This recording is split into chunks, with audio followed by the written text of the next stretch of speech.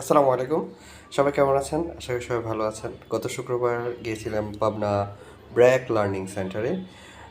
যেতে যেতে পথে আমাদের জোড়া সেতু, কুষ্টিয়া লালন শাহ ব্রিজ, তারপরে হার্ডিং ব্রিজ, হ্যাঁ, এবং সাথে সাথে রূপপুর পারমাণবিক বিদ্যুৎ কেন্দ্র সবই এখানে ছিল আর কি।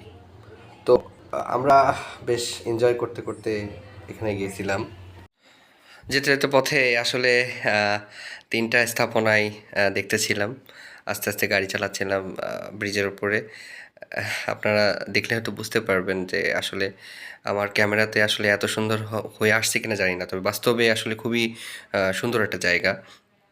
ঘুরে যেতে পারেন কুষ্টিয়ার লালন শাহ সেতু, হার্ডিং ব্রিজ, পাশাপাশি পুরোপুর পারমাণবিক বিদ্যুৎ কেন্দ্র।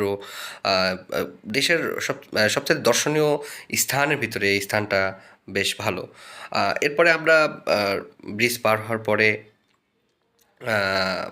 সামনে পুলিশের চেকপোস্ট ছিল। চেকপোস্ট থেকে আল্লাহর রহমতে সব কিছু ঠিকঠাক ছিল, সব কাগজ।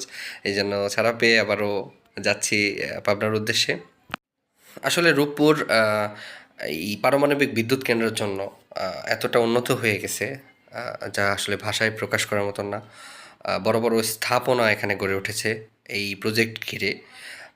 আর বড় বড় বিল্ডিংগুলো, এখানে থাকার যে আবাসিক যে প্রকল্পগুলো এখানে আছে, বেশ আমার কাছে ভালো লাগছিল। দুই পাশের গাছগুলো ছায়াময় ছিল।